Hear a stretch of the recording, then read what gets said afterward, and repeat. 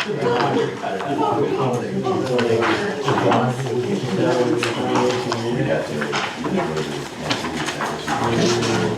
to the March 10th Planning Board meeting. I'd like to call this meeting to order. The time is 6:16. Tonight's agenda is available at the sign-in sheet. Hopefully everybody's all set with that. And if you have not signed in, please do so as well. We'll take a roll call of those board members here in attendance. Paul White. Present. Tina. Here. Dave McCarthy. Here. Dave Welsh. Here. And myself.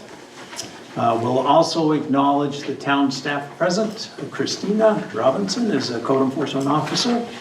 And we have, lost your name. There he is, Matt Panthel? Panthel, okay. Who's kind of replacing Brett Weekham today. And we also have Garrett Jones, our executive secretary. Thank you all. Let's do the Pledge of Allegiance. I pledge allegiance to the flag of the United States of America and to the republic for which it stands, one nation, under God, indivisible, with liberty and justice for all.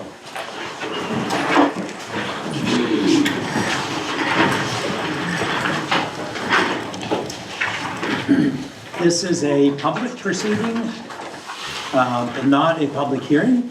And unless the planning board specifically votes to go into executive session, anyone here has the right to hear everything that is being said and to look at all the exhibits or materials that are presented. Please notify the chairperson if you are unable to see or hear, like you've been doing. The board works from a published agenda, which is available tonight at the sign-up sheet. Okay, so this evening, we're going to review minutes. We are going to talk about some new business. 781 Peabody Pond Road, a pre-application.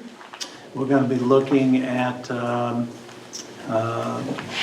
another new business item on Blackhampton Road in 107.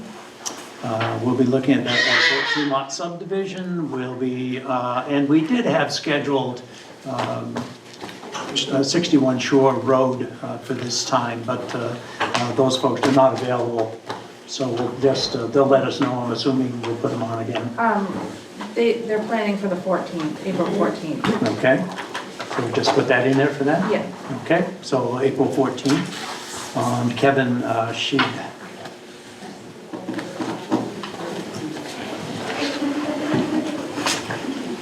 Very good.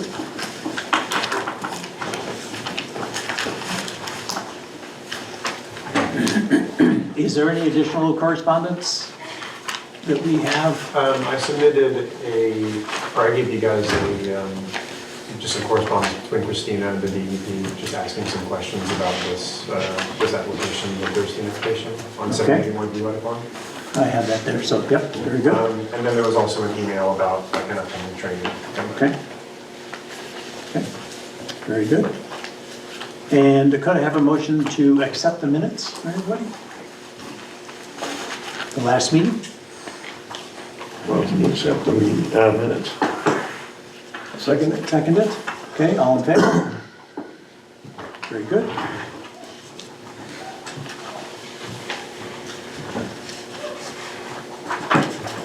So, any questions from the audience that's not related to these applications that we're talking about this evening? Okay, very good. So is this my opportunity to ask questions going back to the workshop? Go ahead. Okay. Bear with me. I'll pull my notes. So in prior conversations, my recollection was that the intention of some of these road definitions, the new private road, et cetera, were not intended to be retroactive. Is my memory valid? I believe so. Yeah. Should that be included someplace and a reference made to the date at which these changes occurred? Because I really thought it was intended to be a go-forward type change. We're talking about From the date of the grandfathering. enactment, yeah. Yeah. but that's not visible looking at the ordinance. That's a good point. That's a good one. Do you think there should be some sort of an enactment date in the document that says from this date forward? Right. That's That's a good point. We can And then certainly have that. I didn't have the opportunity to look at the draft that y'all were looking at. So I'd like to try to put the road changes in perspective. Just, I'm going to pick on the Back Dippin' Road proposal just simply because it's current. So how many lots are we talking about on the Back Dippin' Road? We can't talk about We can't talk about Okay, that. can't talk about that. It's an Okay. upcoming So project. let me approach it from a different direction. How many lots would a private road cover? Less than 9, I believe, and going forward. Up to 9. Yeah. Okay, but that would be considered a subdivision, I presume. Considered a subdivision? At some point, it could be both a subdivision Yeah. and Oh, a yeah. private road, but that would So Between one of the 3 and things 9. I've heard, and it was hard to put in perspective, is that some of these roads would require select board, potentially public approval, if they would be accepted as public roads. if they would be accepted as public roads. They would have to be brought up to public road standards. If they abutted a paved public road, they would have to be paved. And then the selectmen would have the discretion of accepting the road. Okay, so let's say a proposal for a subdivision came forward, and it was going to have a public road, it's gonna be paved, it qualifies, so to speak. And it's September of the year. The next public, normal public meeting to approve that would be June of the following year, Town meeting. town meeting. So you're saying that that subdivision approval would have to wait till June to get approved? The road acceptance, Possibly longer. subdivision could be approved, and then later the subdivision developer or the road committee would go to the town and say, we'd like to have this road accepted as a public road. It meets all the qualifications. And then the selectmen have to agree, and then it has to go to the town meeting, I think. Sounds a little problematic to me for a developer. There's a whole set of standards there that I don't think has been brought up. I mean, if you, just because you pave the road, I think there's a time frame in there. Isn't There's a time frame like a year, and there's also, I could be wrong, but 3/4, if you have 10 lots, 7 of them have been built out, I think. There's some percentages and some, Christina, you probably know. I don't remember percentages. I don't know that this is in the ordinance. I think, are you talking about the road acceptance policy? Yeah, probably. Yeah, that's a policy and not an ordinance. It is problematic, Merle. It could take up to 2 years, and I don't think it's any different in any other town. I mean, you're not gonna, the odds of you building a subdivision in a town road and having it accepted in the course of a year, that's probably not gonna happen. The developer's gonna be probably responsible for it for a year or 2 as far as plowing, maintenance. I think that's how it's set up now. Some people in this room know I came from outside of Maine, and I can tell you, a year would be considered slow. I'm just telling you what I've experienced, and I'm not, it's not that difficult to deal with. Unless I can get on board with you and we can make it, happen in a year, that'd be great. Great. I really think that should be an objective, to try to accelerate the approval process. Thank you, Mark. I support Merle. Okay, anybody else? All right, let's move on to new business. So we're talking about map 039, lot 012, 781 Peabody Pond Road. Pre-application submitted by Andrew and Donna Deerstein for a proposed 30% expansion. First off, does anybody on the board have a conflict of interest? I have property on Peabody Pond, the other side of the pond, but I don't believe it's a conflict. Me neither. I'm okay with that as well. Yep. Everybody okay? All right. Well, we should probably have a motion on that, so, I make a motion that Mr. White's ownership of property on Peabody Pond is not a conflict of interest for this project. I'll second that. Very good. Any discussion? Okay, good. All in favor? Okay. Motion passes. Now, this is a pre-application meeting, and we need to determine whether the application is major or minor. Site plan review and request escrow and application fee to be paid by the applicant. Have any fees been paid thus far? Okay. Yes, he's paid them off. Okay. Major or minor? It's minor. Minor at this point, okay. In each instance, it is the burden of the applicant to demonstrate compliance with the provisions of all applicable municipal ordinances and state law. So if the presenters would please stand and give us your full name and state your affiliation to this application. And please remain standing while the board or board staff is invited to ask any questions or provide comments, concerns, or requests to the applicant or applicant's representative regarding the project being reviewed. So, let's hear about it. Yes. In the past, we've made a decision, we voted on a major or minor project. So Okay, after he does that, I guess we should make that happen. thank you. Okay, Yes, please. I'm Andy Durstein. My wife and I live full-time at 781 Peabody Pond. We bought the camp almost 7 years ago. And 2 years ago, 3 years ago now, we moved there full-time. So we're year-round full-time residents on the pond.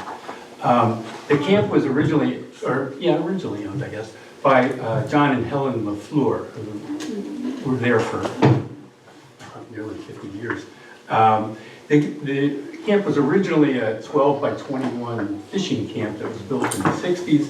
After the LaFleurs bought it, they added an addition in the 70s and put in full foundation, septic, plumbing, all the well.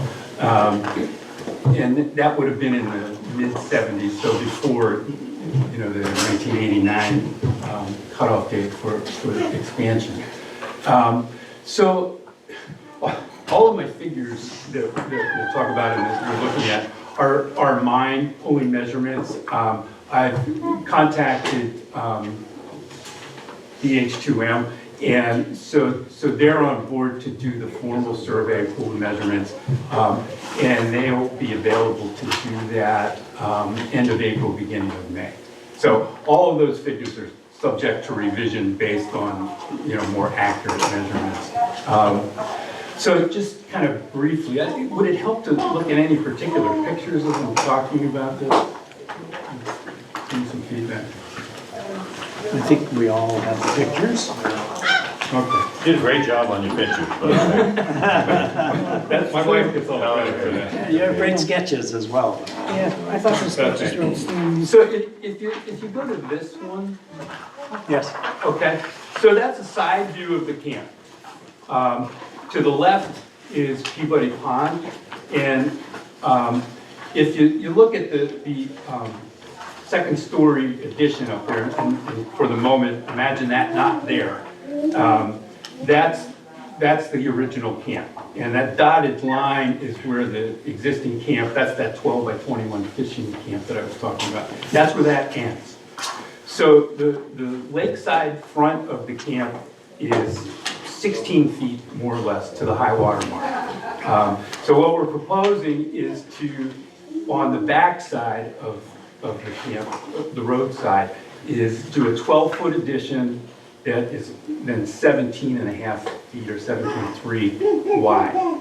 So that's the footprint. So the camp itself is like 1244 square feet. So we've got a 30% expansion would be around 380 square feet. And we're only looking to do, I think 188 is what it worked out to be, just based on the footprint. And then as well add a second story, part of which bumps back over the existing roof line, but stops at the 25-foot mark from the waterfront. And that second story, you know, would be under the 20-foot limitation for going up. It's a 2-bedroom camp now.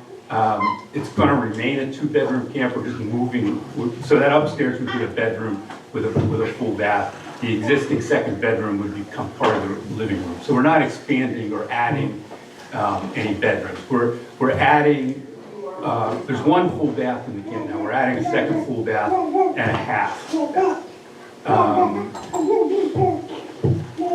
Beyond that, I'm happy to answer questions. You know, there's more detail in some of them. What's the current water supply? It's a well on site. Drill well, Yeah, and you have a leach field. yes. And what's the current foundation of the building? So that original fishing camp is on piers. Right. The addition is a cement block foundation with a full basement underneath it. The addition you propose? No, the addition that the LaFleurs put on back in the 70s. So what do you propose to have when you finish? So, yeah, I would propose that 12 by 17 addition would have footers underneath that. Not necessarily a full basement, but certainly concrete block. You'll leave the original building up on the post? Well, it depends. I think we'll probably have to get a structural engineer to look at everything and follow their recommendations. That makes sense. Here, just another visual. If you look at this one, all right, I think in your package, that's labeled full frontal. Sorry. So that's the road side of the house. So this is the back side, away from the water. And the yellow outline is the existing structure and roof lines. And so you can see what we're proposing to do is come up here and extend it over another 5 feet beyond the existing, that 12 by 20 structure. So it's the same, it's a 10-12 pitch. So we maintain the same pitch, you know, just for continuity and appearance, really. But that's sort of a snapshot of what the old structure and new structure would look like. Who did those drawings? Those are good. They made it make sense. Oh, thank you. Here's some of these one. Yeah. Yeah, you have photos. I neglected to make copies of the photos myself. Oh, that shows the entire lot on one thing. I hope we have that. And then you need to show the addition, I guess, on set out. And this is how it exists, but what's it gonna look like when he's finished? Yeah, so if you look at that, the site, Yeah, so this end of the house right here, yeah, that's that 12 by 20 fishing camp, this end of it. And so this will come out 12 feet up, see where the walkway comes down? That 12-foot addition will cover over that part of the walkway.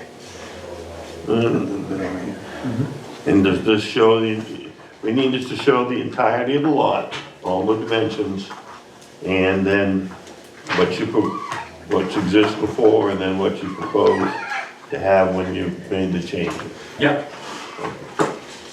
And you satisfied as to the water and septic? Well, the location of the well needs to be on the plan too. Yeah. The septic, Oh, it actually is. on the survey, I'm sorry. Oh, on the survey, okay. The I septic, understand we need to see the whole lot, not just a portion of it, but all of it. Okay, like an official survey of it. I don't know if it needs an official survey, but at least it shows the dimensions. I mean, so that is, informally, that is what That's this about is. it. So these, this is based on my tax map. Right. Those are the 250 feet of road front, 200 feet of shore front, and then basically 150 feet from the road to the water. When you get your survey done by B2M, you're gonna show it to her anyway, and she's gonna say, you've got all the stuff, or you don't have all the stuff, so, yeah. yeah. But, The septic was installed in 1974. I checked with a site evaluator today because they were a little different back then. And it looks like the septic that he has currently is good for less than 2 bedrooms. So he will probably need to upgrade the bed. And if that's the case, it's a 50-year-old leach field, so Yeah. I can live with that. So for the survey, you guys can add if you want, but this is what I have. He's gonna need to have the location of the home, the 25-foot setback, the high water mark, 75-foot setback, 100-foot setback, height of the structure at each setback, and the 30% expansion calculations along with the 20% non-vegetated area calculations on there. And the location of the well and the location of the septic. Did I say something already? What about the trees that he wants to take down? I don't think there's a lot of trees he needs to take down, and he has quite a few trees on the property anyway. I don't think he's gonna have a problem with the non-vegetated area. But he should still have it on there. I think they should be shown where they are, what you take them The out. trees that we want to remove? Yeah. Okay, yeah, they're They should say they were literally right next to right it. up against the camp. Well, that's what you said, they were right up against the camp. Yeah, okay. And we're talking the 20% impervious surface here? Yeah, okay. It's still good to put in a couple extra trees, Sure, you know. sure. I balance like it out. trees. Yep. So And then- that, I'm sorry, also the report from the structural engineer on the foundation. And that's all I have for things that I would request. so you need that to complete the application. Yeah, And if you then guys we have need more. to decide if we needed a public hearing or a site walk. And that would allow us to go from this meeting to the next, where you bring in the information requested by the code enforcement. Again, the surveyor's time frame was end of April, beginning of May, so, I that's, don't know whether they're really inclined to do either a site walk or a public hearing, but we should address those two issues Yep. before we Absolutely. send you along. Okay. Any other questions first? From the board? Or thoughts? Okay. just so it's possible you could be wrapped up after your next meeting, that would be nice. if you got everything, and sometimes that happens. Right, okay. So, Yes, the process, so the next meeting would be final approval if we have all the information? We vote on your, provide the information requested by the code enforcement officer. It would allow us to vote on your application, and then depending on anything else, we probably could vote for approval at that meeting. You'll give Christina the information, she'll determine whether or not the application is complete. Bring it back before the board, you'll determine whether it's complete or not, and then, yeah, we could possibly vote on approving it at the next meeting if you get all the information. Okay, great. Okay. Well, good job. Thank you. Yeah. So do folks want to take a site walk? Man, we'd like to see things. I don't need to. Okay. I don't believe we do, but we should address it. So I make a motion, we don't need a site walk on Okay, all in favor? Okay. this. Need to address the issue of public hearing. And do we wish the board wish to hold a public hearing? How many butters do we have here? I don't know what the final number was, 6 or 7? No. To my Who has notified them? Or you haven't yet? We don't do that for minor, Okay. but we will if you want to have a site walk. I'm sorry, a public hearing. Yeah. So let's address that right now first. Christina had mentioned that it's, in her view anyway, a minor project. Is there anybody that lives, like on the roadside across the road, that the view is gonna be obstructed at all by this, or? No, No. no, not at all. We got 7 abutters. Yeah, three of those are direct abutters and the others were within, what, 500 feet? Yep.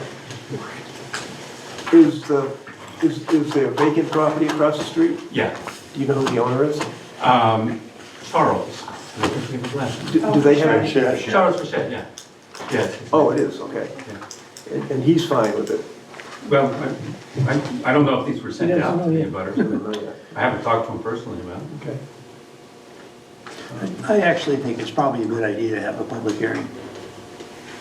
It's on the water, there's Yeah, neighbors because it's going around. up in the air and. People are informed, there's quite a bit of change. Yeah. It's not like it's really, it is minor. It Do you seems want to to be wait minor. for the public hearing till all the information is submitted? Or do you want to do that before? I think we gotta wait till all the information's submitted, so, Yeah. we have something to talk about at the public hearing, right? It's scheduled. So he can bring it back and you guys can set a public hearing at that time, or? Yeah. We can do that. Okay. Yeah. You all right? Yeah. Good, good. Good to have it out in the open. Well, could we do it at the meeting after he gets all the information to you? Well, I think I need a motion to have it. Yeah. Okay, so if you can do, can they do an open motion for a public hearing? Or do they have to set a date? Yes, we would have to set a date and then it would have to be publicized. You could probably do it for the next meeting, but if you'd like to wait until the one after, you can do that as well. How about if we make a motion that we schedule a public hearing at the first meeting after the code enforcement officer approves? If you don't want to do it now, you can address it at the next meeting. You should have a specific date. One thought would be you set it for the next meeting, and if necessary, it can be tabled. That's sensible. We've done it before, that we had a public hearing and voted on the application and then voted on the project. Yeah. Unless the public hearing raises issues unthought of, we'd have to wait on the final You said vote. May is when you'll be having the survey completed? Late April, early May. My wife and I are also leaving in a week for 4 weeks, so we won't be back until mid-April ourselves. I don't know if that has any bearing on it. How about the meeting in May, we could set it for that date, Public hearing. and I'll check in with you. Yep. Right, what time that would be, what day of the week? It's Tuesday. I make a motion, we have a public hearing for this project in our May meeting, Second Tuesday. May, before our May meeting. Yeah, it'd be May 12th. May 12th. May 12th, okay. I'll second it. Good. All in favor? Okay. Question. So if they're able to come, say, late April and do the survey, I don't know how long it takes them to prepare the report. You'll need to have that in hand for the public hearing? No, No? we needed to vote on the application. Right. Go ahead, Greg. I just have a question. If it's a minor expansion, which it appears to be, I don't see the necessity for a public hearing. The only, Unless it's in black and white someplace. yeah, I mean, if, If I'm a neighbor and I'm not happy that he's putting on an addition, too bad. I'm just thinking about the lot across the road. I mean, if you could get Mr. Fichette to sign off on it, saying, I'm fine with this, addition. Because he's the only one you're gonna block, right? I mean, as far as, Yeah, I mean, there's such an elevation gain going from our lot to across that it's 100 feet above our oh, is addition. it? Yeah, Well, that's where a sidewalk comes in, you get the topography, the lay of the land. yeah. And But it's I can already- certainly talk to Charles. I mean, because if he's all right with it, I mean, who else you didn't have to worry about it. If the As far as the public hearing goes. If the addition stays within the height things of The the 20 roof feet. line, Yeah. it's too bad that the neighbor doesn't particularly like your addition. You're within the ordinances of the town. And a sidewalk would have told us that he was way up, and the 9-foot addition for the roof line's not gonna make a bit of difference. Okay.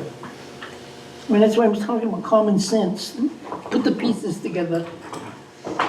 Just to throw this out, and So- no one's gonna like that, like this comment, but in all the abutting towns, this would never even be at a planning board. The code enforcement officer would be handling this with the maps and the list that Christina just explained. Well, I don't necessarily, Doesn't necessarily need planning board review. I don't That's just my necessarily 2 cents. feel that we need a public hearing, but if others want to do it, Well, Well, it seemed like everybody wanted a public hearing, that's why I made the motion, so I have so. no objection to a public hearing, except that, I don't know, necessary, but if others feel it is, I have no problem with it. Well, can I make a motion to rescind the public hearing? Did you vote for it? You voted positive for it, right? You can do that. You didn't vote on it. I don't believe. so I would be, 5 rounds on that. 5-0, I think I've done doing it on it. yeah, so I would be okay if you would make sure that you inform all the neighbors what you're doing. Beyond what I've already The submitted? informing of the neighbors is by voting for public hearing, and they'll be informed according to the process. That's what you'd like to do. I don't know if it's necessary on this minor project, but if that's what the board wants to do, I'm saying fine. it's okay, I would love him to do that. You want a if he written would do that, and statement? then I would be okay with not doing the public hearing. Okay. It's not Written necessarily statement. the procedure. I don't know about that. He's got a minor project on his own lot. Why do we have to go through a public hearing notifying the neighbors when he's staying within the ordinances of the town? So he's doing what he's supposed to do, and therefore the neighbors should have no say in what he does on his lot. Bingo. I don't disagree with that. I mean, if you were building something, 150-foot structure to launch a rocket, okay, we're gonna have a public hearing, sir. But you're putting a bedroom on the second floor. Yeah, you're basically going up somewhere around 8 feet. That's from what the I'm, existing roof line. hello? Somebody I'll other than withdraw me my has to recommendation. Make a motion to rescind that. Yeah, make a motion to rescind. I'll make a motion to rescind the public hearing. Second. Thank you, I second that. All in favor? So, Bingo. he knows what he needs for the application. We're not gonna have a public hearing, we're not gonna have a site walk, and the fees are paid, so we probably have addressed this guy's business. You better stick to the plan. But I'm that gonna put an doesn't, observatory in. So just to be clear, do you want me to talk to Charles, or is that not a part of it? It's not necessary. Okay. It's not necessary. If you wanna be a good neighbor and we say, do hey, want you to talk to Christina, because she'll get it straightened out on what's needed for the app. Sure. Okay, Okay, you're good to go. thank you all very much. thank you. Thank you. I'll be in touch. Okay. All right. Maybe the other one is gonna be Yep. All right, so let's move on.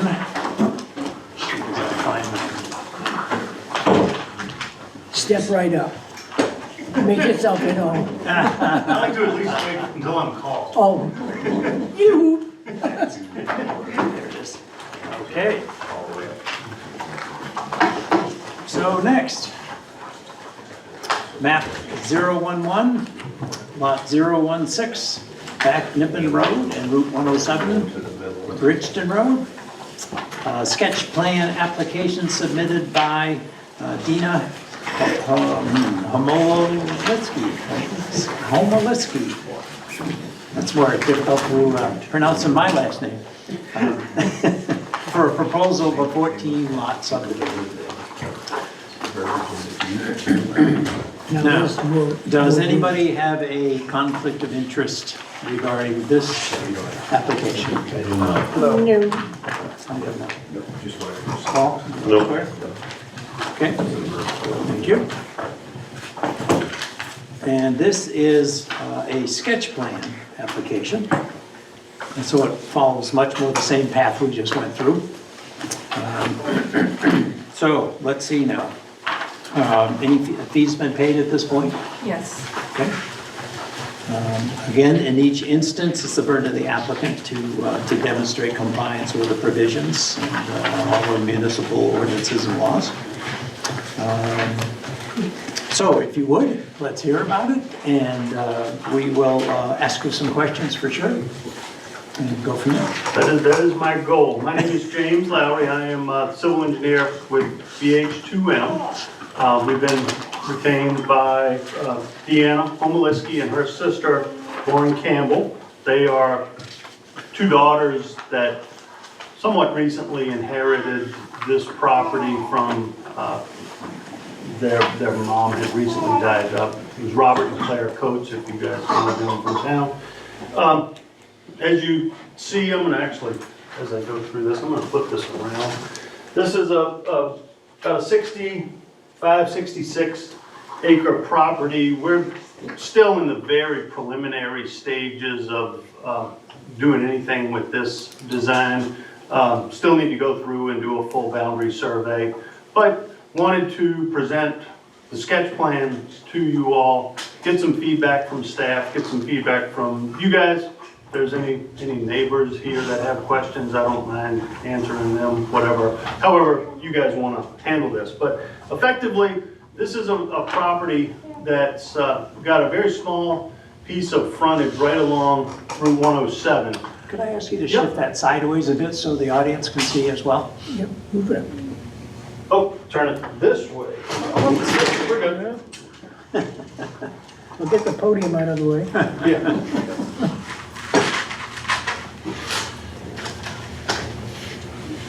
How we quite can do this, Yeah, as but best you can. perhaps You something guys see along those that lines? reasonably well? We have a copy. Yeah, we've got all have a small copy. copies. Okay. Yeah, so don't worry about us. Yeah. I'll do this then. Turn it a little more. Now, does that show the entirety of the parcel owned by your client? This That does. sheet does. So what we have is the whole piece that's shown that I was gonna just walk into. We've got a very small portion of it right down here in this area that abuts Route 107. The remainder of it comes on up and has frontage for hopefully what we will determine as we go through the process of whether this back nipping right-of-way, that's really one of the bigger questions we have, is whether that right-of-way is still in existence. Has it been discontinued by the town? Of course, there's no, you all know, there's no improvement, any significant improvement to go up back nipping, used by snowmobilers, four-wheelers. I heard at the last meeting that you get an occasional Jeep that goes up there and gets stuck and who knows what. But where we are with the project is we've developed this sketch plan based on a couple of different regulatory parameters that we felt see are pretty important and follow most of the time. You've got an ordinance requirement for a 60-foot right-of-way up through there. So based on the tax map data, what we would propose as a right-of-way would encompass the back nipping right-of-way if it has not already been discontinued, and expand on that slightly into the subject property to create the 60-foot right-of-way. You also have a limit that I saw, I think it's in the subdivision ordinance, for a 1,200-foot length of road. So this length of road shown, and keep in mind this gray is simply the right-of-way, not the actual width of the road, is shy of 1,200 feet to where the cul-de-sac would then start and loop around. And, you know, I noted in the Sebago Technics memo, they mentioned a hammerhead. That could be something we look at. I don't know how that would play in with your opinions on things with having a hammerhead versus a What we've done hammerhead. in this town is have loops with little islands in the middle. Yep. That is because it allows for easier plowing in the wintertime. If you just have a little 60-foot turnaround, doesn't really allow them to plow very effectively. But if you have a larger loop with a little island in the middle, that allows for more effective plow. Yep, and that's essentially what we looked at based on the dimensional requirements in the ordinance. You know, and also seeing what was up and done on this, you know, neighboring subdivision just up off of 107. A wetland delineation, all these little greener areas, pockets through the site are based on a wetland delineation that was done just this past summer in 2025.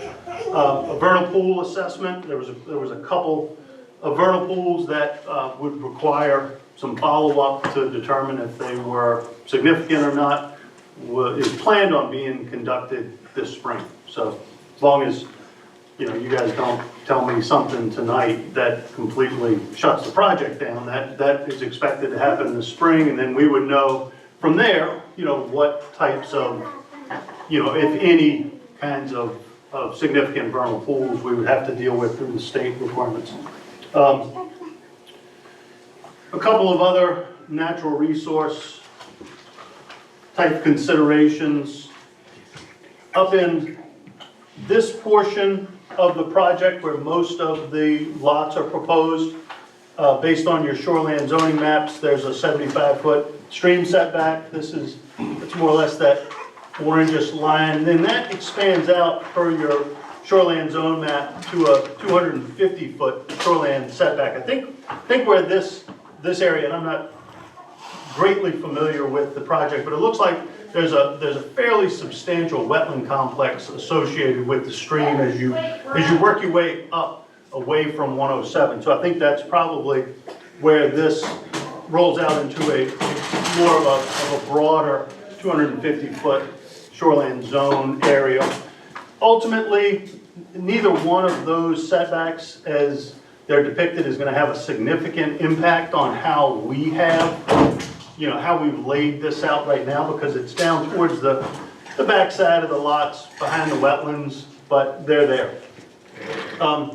The wetlands last summer, of course, were probably quite dry.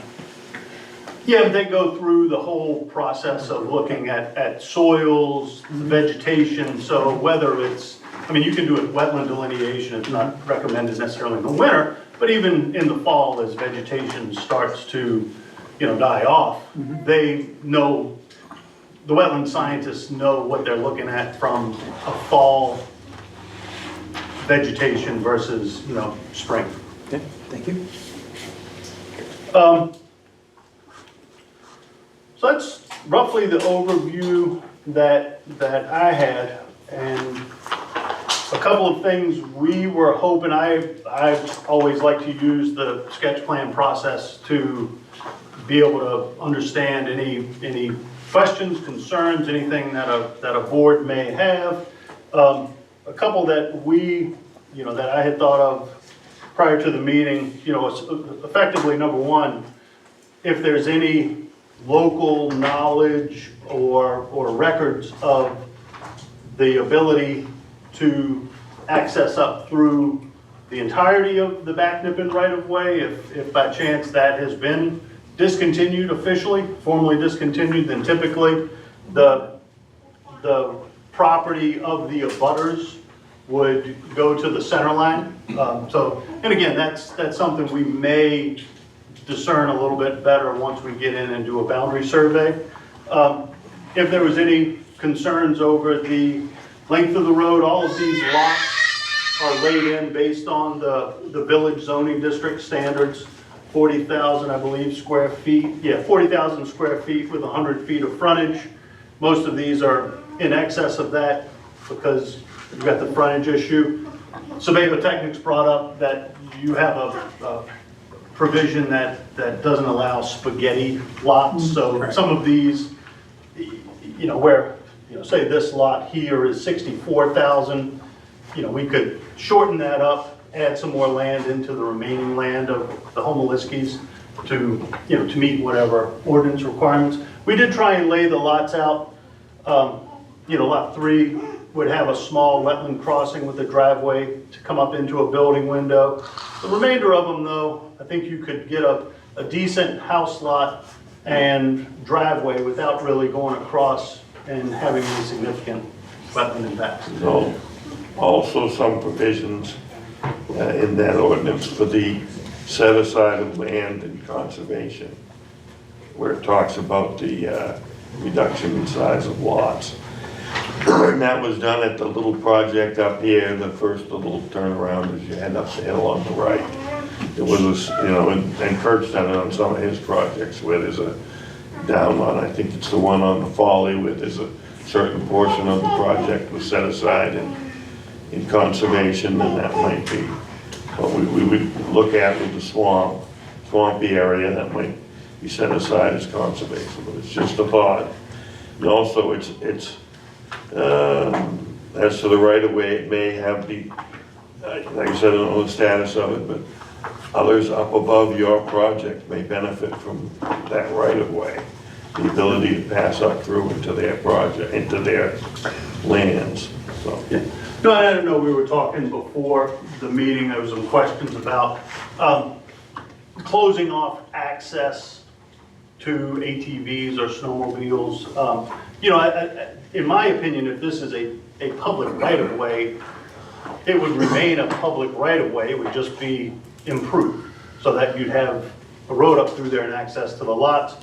Where it's 60 feet, there's, I would guess, ample space width-wise to be able to put a good-sized road in, ditches, and, you know, still have room perhaps for, you know, a dirt trail or something like that for ATVs or snowmobiles that don't want to go up the paved, you know, presumably paved or gravel road. We haven't even gotten that far yet. No, well, Would this subdivision be a candidate for a fire pond, dry hydrant? Phil? Yeah. Yeah. well, there's one right at, actually, there's a hydrant right there. Oh, there at the is? stream. Yeah, I would be going towards the cistern tank though, because the same thing that we had with this past summer with the drought, that hydrant was almost completely out of water. A lot of our dry hydrants this past summer were dry. So what I'm getting at though is that Back Nippon Road was once a public road and for whatever reason it's no longer in use. It doesn't mean that those up beyond your client's project don't have a right up across that existing right of way, even though it was, maintenance was abandoned by the town to access their project. So, and I don't know, saying one way or another, that's something you have to, basically you're the applicant who has to provide us evidence.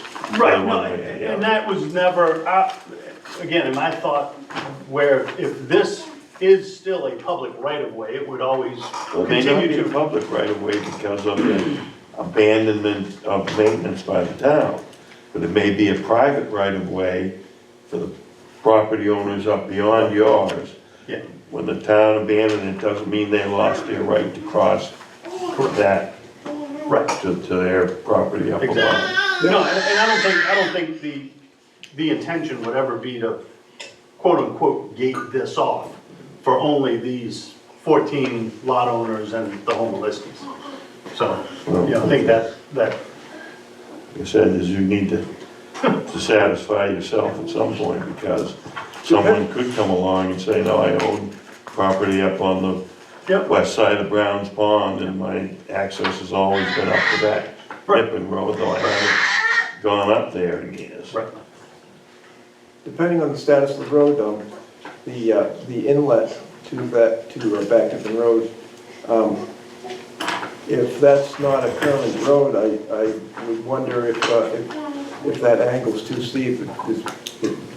You know, you're supposed to get as close to 90 degrees, not an over 60 degree angle of the 107. Right, and I mean, and that's where we haven't laid a, you know, within this grade 60-foot right-of-way area, you know, you probably have I don't know exactly what the road width is, I've got it in my stuff. Let's say 22 or 24 feet of pavement, and we could, you know, come down, and even if it had to adjust down in this area with the right-of-way, to be able to bring it down and turn it at a little bit of a 90 right at the end to, maybe not exactly 90, but close to 90, Yeah. to be able to come out at that, at whatever the requirement is for the Between 60 road. and 90, yeah. Okay, Yeah. so yeah, And is there a frontage requirement on 107 to support a project of that size? I mean, you've got maybe, I don't know, 200 feet along 107, is that enough frontage on a major road to support the project you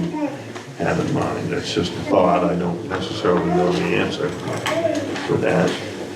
so the frontage requirement in that zone is 100 feet, so I would think that it would still be a conforming lot from a frontage standpoint. Now, certainly, you know, one of the things that we talked about, where we looked at, is that it certainly wouldn't, between the stream protection zone, you've got a floodplain line that cuts down through here, that's that purple line right up through here is the 100-year floodplain. You know, you couldn't realistically get two entrances onto We're not talking 107. about two entrances, what we're saying is that you have a project of 14 lots coming off of 107, is there a minimum requirement along 107? And this is just a question, not an answer. Is there a minimum requirement along 107 to support the number of lots you have? And it's addressed as much to you guys as anybody else. That'd be a state question, because it's a state road. If the I don't have the standards in front of me, but if the standard for that district's 100, then. That would support. Yeah. All right. Thank you. It's real, Unless you have state road, standards need to for get a driveway permit. Correct. So, Okay, thank you. I have on page 710, and I think it's a subdivision greater than 9 lots, and I haven't found that part. That's what I'm desperately hunting for.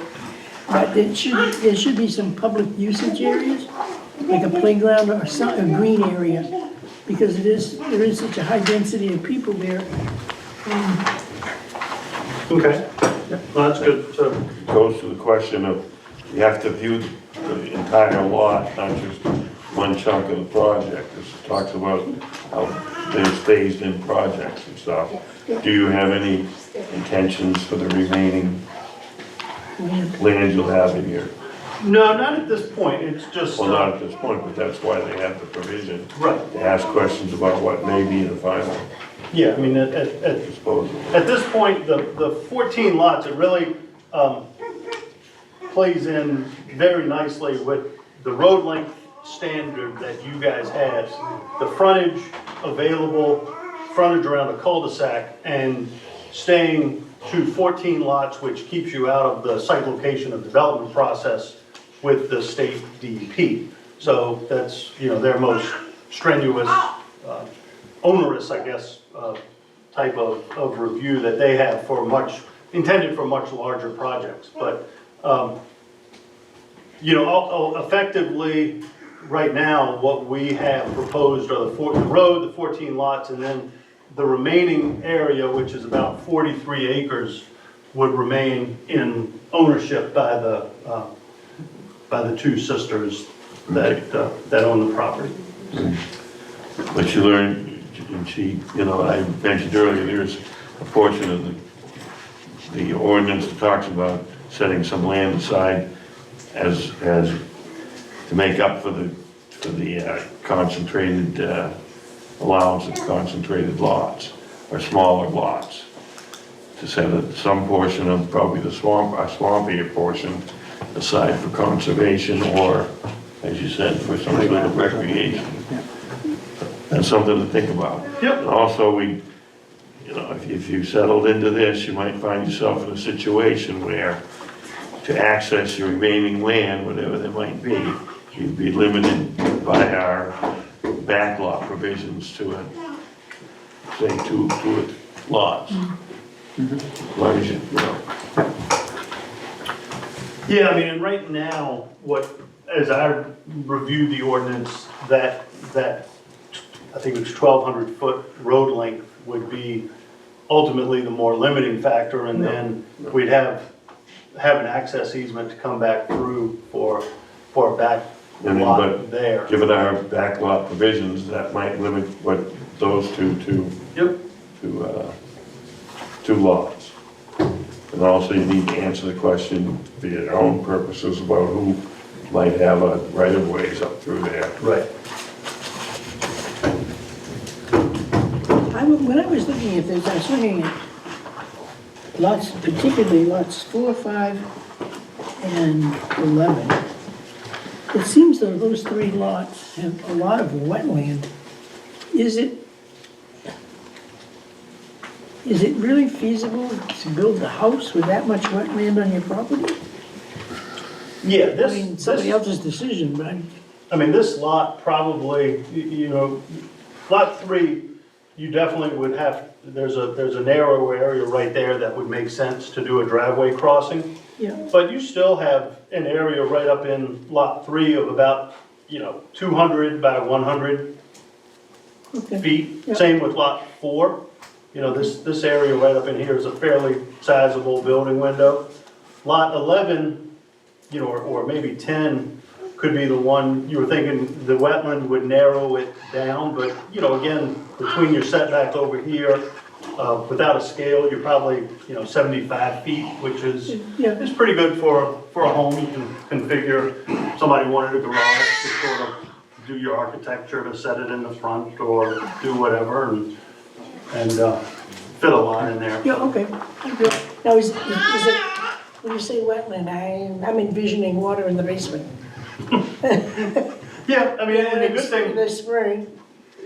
this is all based on LiDAR topography, but there is a fair amount of topography, relief and change as you work your way down to the stream and wetland area. So it'd be plenty of room, I'd anticipate plenty of room to daylight foundation drains and things like that.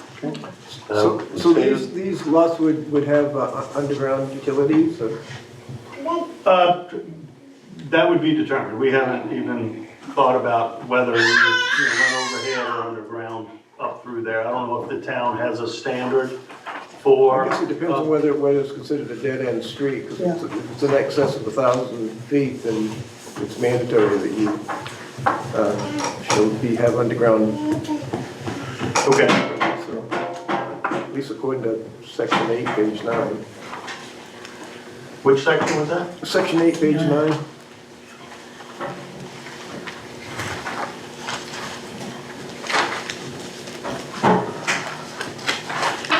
I mentioned to the board that we did the project on 107 and Folly Road, that sort of corner there, as you head up on the right.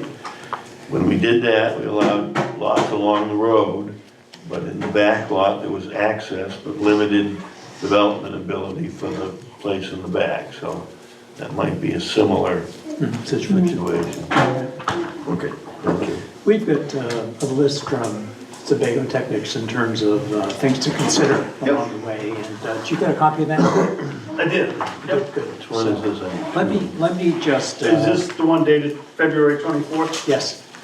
I thought we might just talk about that just for a minute. Certainly. Just so the audience can hear what that's all about. So let me be brief with each, just to raise them as considerations to look for, because there's quite a bunch here. All right, so in terms of land use, provide documentation essentially supporting how each lot will provide sufficient water and methods of disposing waste. Yep. Do you guys presume there's no public trash pickup? Everything would have to go to the transfer station? So- Number 2 was, in future submissions, of course, the type and method of water supply to be implemented across the subdivision. It's individual wells, we understand that. But we want to know where they're all located, all those kinds of things, or whether or not there's good soil there to do that. Under erosion, should a sedimentation and erosion control plan be put in place? There's a fair angle through that area, fair droppage. For traffic, should provide a statement on estimated traffic volumes, the impact will be on volumes, and mainly to find out if there needs to be a permit from the state on that, different hours. Also in there is turning template, but obviously we've already talked about roadway standards, so you have that already. In terms of sewage disposal, it's in terms of all the leach fields and stuff that are going to be there, probably some test pits to make sure that those are capable of being used that way within those lots. Solid waste, that's just how you, during construction, you handle solid waste and the likes, where that'll go. Let's see, other ones that we want to talk about, under local ordinances and plans. Yeah, it's just that providing a statement on how the proposed project meets the standards that we have within our ordinances, including the shoreline portion down below. And under financial capacity, ensuring that there's financial and technical capacity to complete the proposed subdivision in a reasonable time frame. In terms of 11, which is surface waters and outstanding river segments, how the adjacent surface waters or the abutting stream is not adversely affected by the proposed project. Could I, Go ahead. to tie in with that one, Bob? Yeah, go ahead. The phosphorus concentration due to drainage in, with the stream, that one jumped out at me. Okay. Yeah. So review if this is going to a great pond or a pond that you all have in your ordinance that requires that? Near the stream going in, what's the pond that stream goes into mud? Merida Pond. Mud? Merida Pond. Okay, Yeah. but, so that stream does go into a pond, so it should have, I think, with that size, that's a pretty good sized development. Yeah. It's not gigantic, but it's good size. If you think about just all the soap in the washing machines, Sure. you know, okay, thank you. Yeah, the phosphorus. Yeah. Got it. Groundwater, evidence on how available quality and quantity of groundwater will not be affected by the proposed project, because it's sizable again. Under the flood area stuff, just being sure to provide suitable locations so that the lots will fit a house and adhere to flood area standards, those kinds of things, so that everything can fit properly. And in the wetlands themselves, just statement if any freshwater wetlands are anticipated to be impacted, and whether or not you'll need a special permit for that through the Natural Resources Protection Act. What else we got here? Let's see. Show that each lot is capable of siting a home and driveway without substantial impacts on the natural resources. Being careful how everything is set up. For example, lots 3 and 8, would the applicant sell the lot to a buyer, and then the buyer would be responsible for permitting wetland impacts associated with the driveway, or are you going to do them all at once, essentially? Get permits for all of it all at once through the Army Corps of Engineers. And stream and brook really is the same kind of thing that Tina was just talking about, which is how it will impact that adjacent stream. Does it need buffers? Just preserved to the greatest possible extent. Stormwater, it's just again showing what your plan is for doing that and how that's going to run because of the inclines and the likes we have. Just don't want to affect that stream very much. On 17, the spaghetti lot thing we talked about, the standard on that in town is 5 to 1, the max we can do there. And Tina's talked about phosphorus here. If there's any plans along the way for, what's called liquidation harvesting, which is clear cutting essentially in the area. I doubt that, but hopefully not. Yeah. In terms of preparing for all the houses and the likes there. Very good. And there's some roadway design things and turning radii and easement assessment and things like that. That's about all there is for that. And also, most importantly, at the end, of course, is making sure to check in with the fire department in terms of all the access and, yeah, make sure that works. Make sure all safety requirements are met. Anything else? Give you enough to work on? It's all, it's always the typical laundry list of things that, you're used to working with. Good. With One towns. quick question. How did you determine this was a 20-foot right-of-way? We did not, Okay. we looked at this as a 60-foot right-of-way. No, I get that, but you say the town's right-of-way is a 20-foot right-of-way. No, I don't think so. We've got a 20-foot access easement up here that we've sort of shown just for access off of this within the property to the remaining land. That's what that was intended to be. Okay. Is that not the continuation of Back Nippon Road? It would run right alongside Back Nippon Road. But when we put this together, we weren't quite sure Okay. what the status of Back Nippon Road was. So we wanted to make sure, whatever we did, we maintained, Okay, thank you. I won't. There was also, I think, reference in the memo, which may have been a little bit of a misinterpretation. There's an area, based on the tax map, this, is definitely narrower than 60 feet. So we would have a little bit of area within the property that would be, deeded as part of the right of way, so. We just had a gentleman come in that knows a little bit about the area out there. And, yeah, we were talking, no, the question that I'm asking you, look, is hard on me. They were questioning whether Back Nibbin Road was ever retracted, the town ever, let it go, or was I don't know it, that answer. you don't?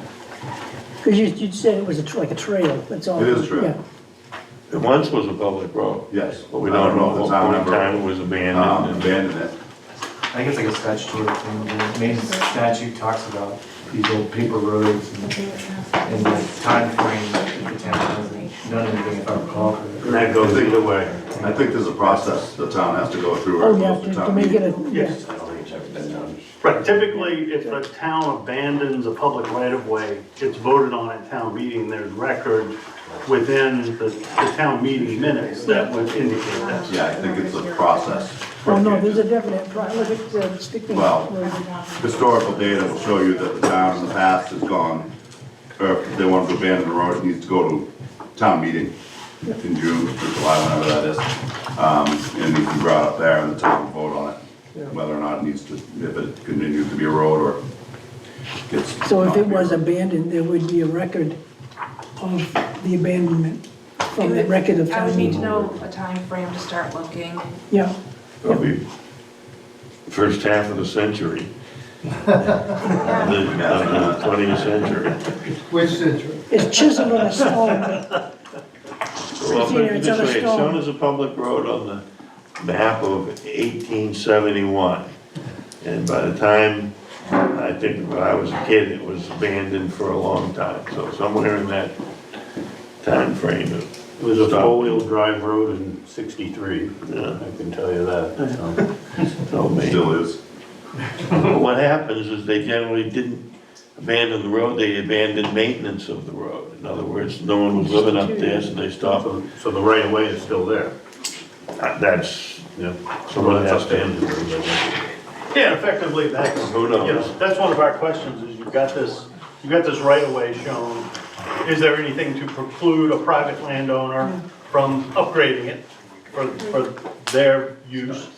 And, number two is, if it was abandoned, then if there was any records, which then, almost by default, the properties on each side would expand to the center line. So that would, just play into the total area of the site. And then again, too, if that were to have happened, then effectively, we wouldn't be looking to utilize the full width of the right-of-way. We'd be limited to the half that was over on the Homeliski side, which would, force the road to come up through and clip these wetlands a little more. So it's a benefit for us to be able to use it for both permitting and wetland impacts. That might help you with spaghetti lots, so if you had to move that. Yeah. So you find, Yeah, not far from okay. Right. Yeah, and like I sort of mentioned with that, and we've got, most of these lots, we've got about 20,000 square feet of play where we could cut and help with that 5-to-1 ratio. So, it's all like this is very preliminary. We just wanted to, introduce the project to the planning board, get some feedback. We've heard, both at the last meeting, just anecdotally, and tonight, some good feedback from people in the area that know a lot more about the site than I do, so.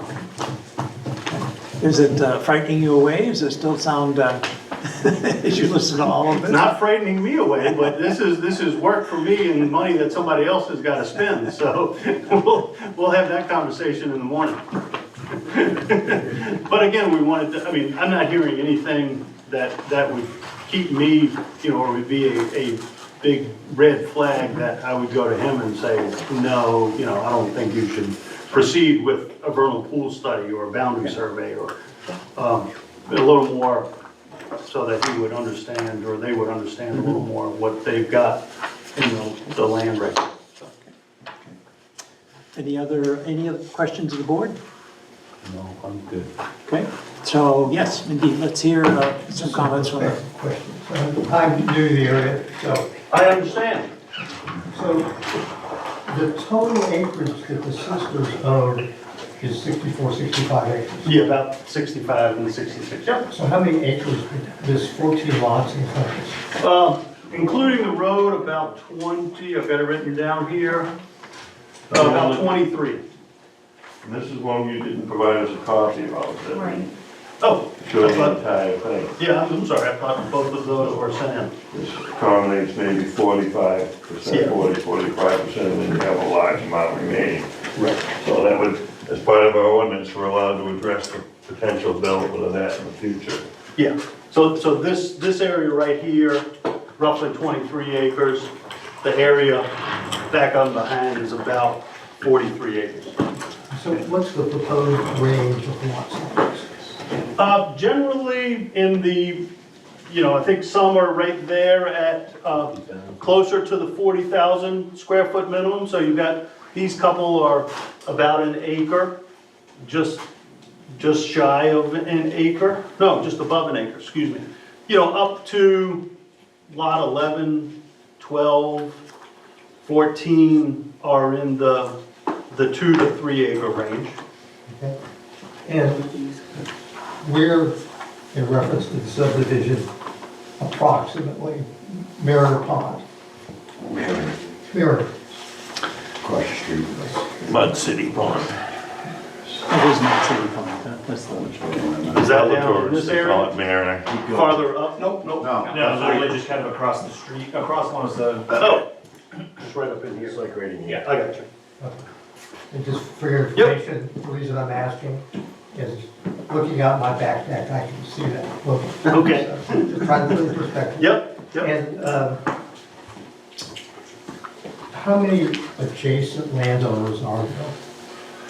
You probably, looking just off of this, I don't know exactly there, but, you've got a handful, probably 20-ish. I mean, immediately adjacent. Right. 1, 2, 3, Oh, I see, 5, I can't see 6, them. We 7, got a whole bunch of them. 11, 12, 13, 14. I don't know how many, we didn't pull in the line work over there, I don't know, across the stream. Really, you know, would be well away from this project. And the stream itself runs west to east?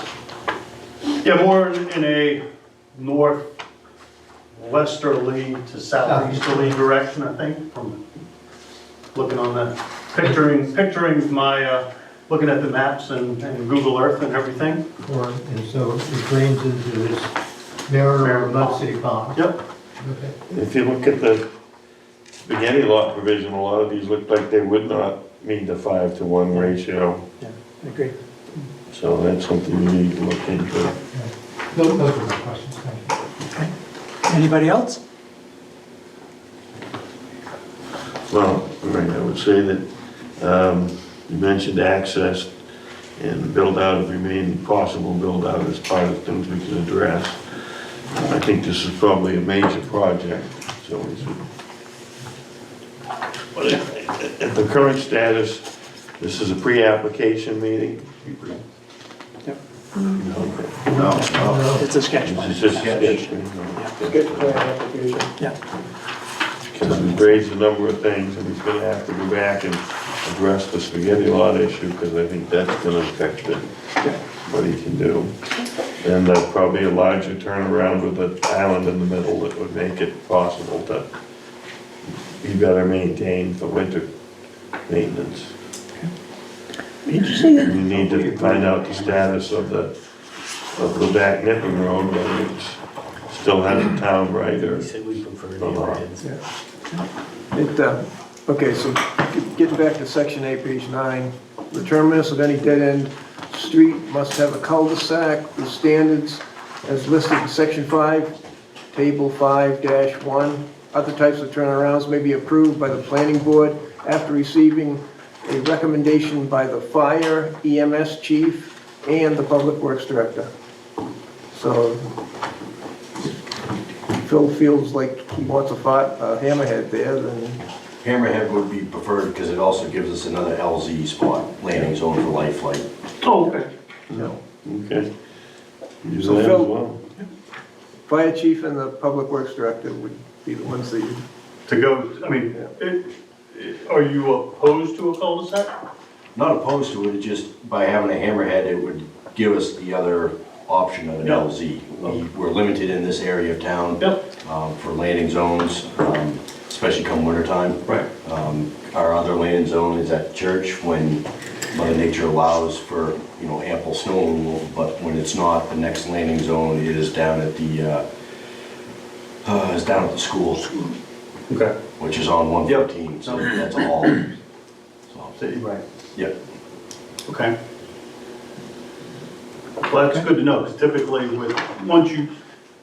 typically a lot of towns, once you get into a little bit of a larger subdivision, more than, say, 5 lots, they steer you away from using a hammerhead turnaround, so. You said there's options of the Yep. hammerhead or maybe an island that's kept open in the middle. Yep. No, as we get into this. Did you land at, Mayfield or Mayberry or whatever? Maryfield, Maryfield? Could you land a helicopter there in the middle of that? not in winter. Not in the winter? That's right, you gotta be cleared off. All right. Well, the hammerhead might be more appropriate depending on the status of that road anyway. Because if the road continues down through and the town still does own it or whatever. Oh, sure. I mean, and even, yeah, I think either way, with cul-de-sac or a hammerhead, we could figure that out, so. Molly Okay. Lane, just for a heads up, Molly Lane on Long Hill is a hammerhead. So that's another LZ for us. Any other comments?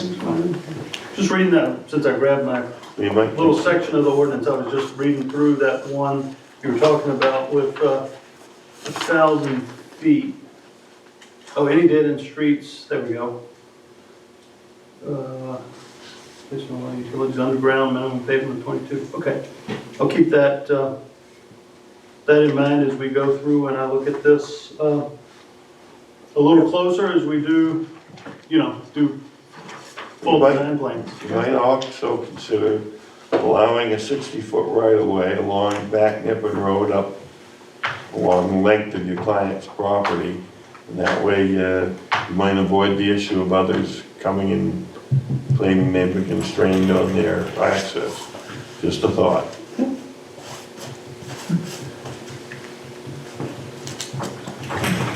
Okay. All right. And I'm sure further on, we're going to want a site walk. We can deal with that at that point, but we can vote on that now if we wish. Well, this I'm sure we're waiting for them to come back with maybe some changes, especially as it relates to the spaghetti lots. We can do that then. And then I think it would be appropriate to have both a site walk and a public hearing. Or is that to the public? We'll actually have to have two public hearings for a major project. yeah. Preliminary and final? Maybe project done. Yeah. Anything else on that? No. Okay. No, thank you Thank for you your very much. feedback, appreciate it. I'll keep you off the street for a while. Yeah, so keep you busy. Any other business to consider? Set a date. Yeah, do you want to make a motion? So our next planning board meeting is going to be. It was on the Earlier was that. There's one that.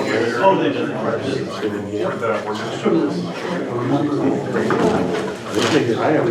Yeah. So our next planning board meeting is 31st. Yeah, do you want to make a motion to schedule a public hearing? Do you want to make a motion to schedule a public hearing? Yes, let's do that. So, What time? we're talking the public hearing for the ordinances. 5 o'clock, does that make sense? Or should we do it later? Public hearing? Yeah. You gotta give people a chance to get here. Yeah. 6 o'clock, Let's just start it at 6. 31st at 6. Yep. Make a motion to have a public hearing on the 31st at 6 o'clock. Yep. Second, Okay, all in favor? Bob, you still have changes we have to even vote on. Yeah. Then the next meeting after that will be a normal April meeting. We're gonna have to see this for sure, shortly. You would have to approve it. We're gonna have a meeting. We're gonna have a, I know. Okay. Are we gonna be able to get this done for town meeting? Let's, Yeah, I mean, it's realistically. Public hearing. So yes, Geez, you gotta have. Have a workshop at You'd have to have 5 the meeting, in approve them, and then have the public hearing. yeah, we have to get together. Public hearing would be at the end of the meeting. Yeah. We're talking about the ordinance. We have to publish the ordinance. They will have to be published, yeah. So let's, have some thoughts on that in terms of, we're trying to get the public hearing lined up. Could you have the public hearing? Guys, want to chat? We know the basic changes that we want to make to the ordinance. And if you wanted to make any substantive changes, you would have to you'd have to push the public hearing back, right? Or even if you do another public hearing after. Actually, you know, Like, guys. if you do like a public hearing like with comment, stating that like, I don't know, there's like minor changes, wording or something like that. I'm not 100% sure. Yeah. But what do we have for changes? Actually, you know, we've already 2 times gone over all the changes. So, But did you have anything else like this workshop that you wanted to add to it? No, I don't think so. Because if that's the case, then. We have into I like that.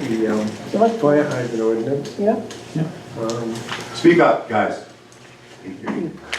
Can't. we're talking about the fire hydrant. We have changes to the fire hydrant ordinance. Yeah. And then there's the definition of a driveway and what other changes were there? You would wanted, Steve's got something. Yeah, I was able to, during the break, do a little bit more research. The proposed uses you want to prohibit, you can. There are certain uses the state says you can't, even though you have home rule, but that doesn't apply to any of these, so I would recommend leaving as is. Okay, so the only change to that is just adding a driveway definition? Yeah, and I think there was adding a statement about effective date Oh, yeah. I can, go through it with Brett as well, but, Effective date and a definition of town-maintained roads or Yeah. right-of-ways, easements. some sort of clause that Clarify that, stipulates it's owned. So people won't assume, I guess, won't challenge us. I guess, yeah, some stipulation that it does not apply to private roads and public easements. Yeah. One of the issues that was raised about public easement roads was liability. And one of the solutions might be to have the road associations, buy some sort of an insurance on the road that might protect the town. That was just a thought. All I was trying to do with this, Paul, was to eliminate any confusion that a town-maintained road doesn't include a right-of-way or private road that we plow. That's, because as it's written, it says, the town-maintained road. Yeah. So, Town-owned. right? Town-owned would. Town-owned would be perfect. Now, all right. Okay. Yeah. Okay. Good. So we're gonna have a workshop on the next April meeting? No.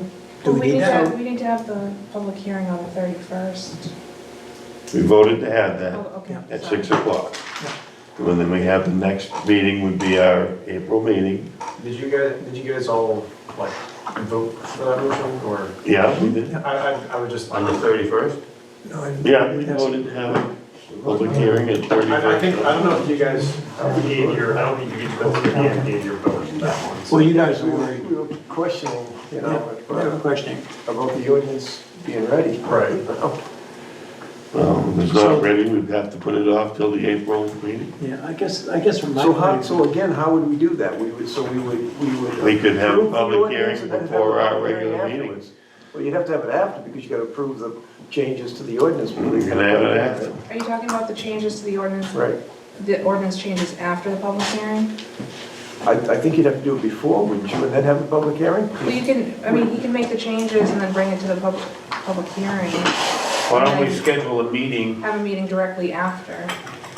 why don't we schedule a meeting for 6 o'clock, have a public hearing at 6:15? Right. And we can approve, Right. and in that 15 minutes, we can, No, that's gonna be on the 31st, 6:15 or 6:30? 6 o'clock on the 30th. I think we should, as long as you send us copies, way before. So we can look ahead of time. All Yeah. right, so public hearing is 6:15, the meeting starts at 6. Yeah, does that make sense? Yeah, that's Okay. fine. And then you need to decide if your next April meeting, whether you're gonna have a workshop at 5 or not. Yeah. So, do you want one or I not? think our work would be done, isn't it? All right, so we won't, we'll have a regular meeting at 6. We may want to spend time thinking I don't know. about stuff for It seems- next it seems go like round. you'd have- we In would terms have of to important approve stuff that's that. coming out, we could start to brainstorm a bit about that. It seems like we'd have to approve the ordinances though before the public hearing, right? You're We saying could have that, the public hearing, then go back into the meeting, right, after, and have a discussion then. Why would we have a discussion? Because you're gonna have to move it, either choose to move them forward to the select board or choose not to. Yeah, so have yeah. a public, And any comments we would consider at that point. Yeah, yeah. So, again, I think, meeting, public hearing, meeting? yeah, Meeting, public hearing, meeting. Public hearing meeting. Yeah, but you We don't could- have we could do the anything to workshop do with the for- public I don't know. to approve, I mean, till the board has approved the ordinances, what are you gonna present to the public, you know? If you have the public hearing, we can Right. make the comments and then discuss it in the meeting after, and you can move forward with the recommended changes, if you're gonna do that. Yeah. The process, may I help for 1 second? Process is you guys get paperwork 2 weeks prior to your meeting. That paperwork is what it is. You go to your public hearing, the public puts their input into said ordinances. Maybe changes happen, maybe they don't. That happens after the public hearing. But the board would have to approve the ordinance changes before it goes to public hearing. It doesn't make any sense to. Well, no, you're setting the public hearing, so you, go ahead. Oh, no, I mean, you made the changes tonight, Yeah. Okay, and then you'll bring the revised. revised document Yeah. to the public hearing. Yeah, And then you may have to change it again based on public hearing. okay. Well, my It may point be is, we outward. haven't, as a board, approved to bring that document ahead to the public hearing. Yeah, And I think we need, Okay. I mean, that would be proper procedure, I would think, but, well, that's why I did the, Can we Well, make the you can- motion? Is that what You you're can set looking the for? public hearing with the changes that you want made. That way we can get that set up when we have the time to do that. We're running out of time to get this. I get that. It's just- It's gonna happen on the 31st, one way or another. It's just a matter of. right. So, We just want to make sure that all that's legal, all of that's proper, you know, that do it that way proper. It is. Yeah. Yeah, you can have your public hearing and then directly after, talk about anything you want to change. Okay, as long as we're sure it's. So public hearing, 31st at 6. Okay, All right, 31st of March? yeah. 31st of March. Okay, so can, for my benefit, can we walk backwards? We're gonna have a public meeting in June, Town meeting. town meeting. So when does the town need these ordinances available for inclusion, and then we'll put those to the town The meeting? select board needs to have their public hearing and move to put them on the warrant 45 days before the June 16th meeting, town meeting. That would be effectively May 1st, Yeah. approximately. Yeah. And before that can happen, it has to be approved by the select board. Right, there needs to be a public hearing and they need to make a motion to move it, recommend it to the select board. The select board then sets their public hearing. They don't need to have a public. no, why do they have There needs to be public two public hearings. I thought the next one is after it goes to the attorney, I thought. Is that correct, Garrett? Two public hearings? Yeah, the select board does need to do a public hearing, but it wasn't the process.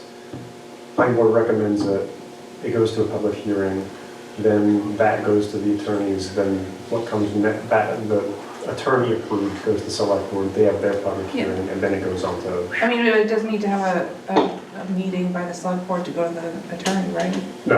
No, I don't think so. So when is the select board meeting prior to May 1st, for example? When's the what? When's the Select board meeting before May 1st? Yeah, the second, third Tuesday of the month, whatever that happens to be. April something. Yeah, April 21st? okay. Third week of April. And it goes to the attorneys between that meeting date and, well, does it have to go back to the public, to the select board again after the attorneys have looked at it? Once the After the attorneys planning look at, board. once the attorneys look at it, we take it All right, you back should go to again. the attorneys between the planning board and the select board. Yeah. That's how the meeting works. It's pretty tight. Yep. Anything else? What? All right, did you still need to vote on the public hearing, or did you already take it? Yeah, You still need to vote on that. we can do it again, Okay, nothing stops us. let's check one more time. Make a motion, we have a public hearing on March 31st at 6 o'clock. Second it. All in favor? Okay. All right. Make a motion, we adjourn? Second. Do your second? Second? All in favor? See you the 31st.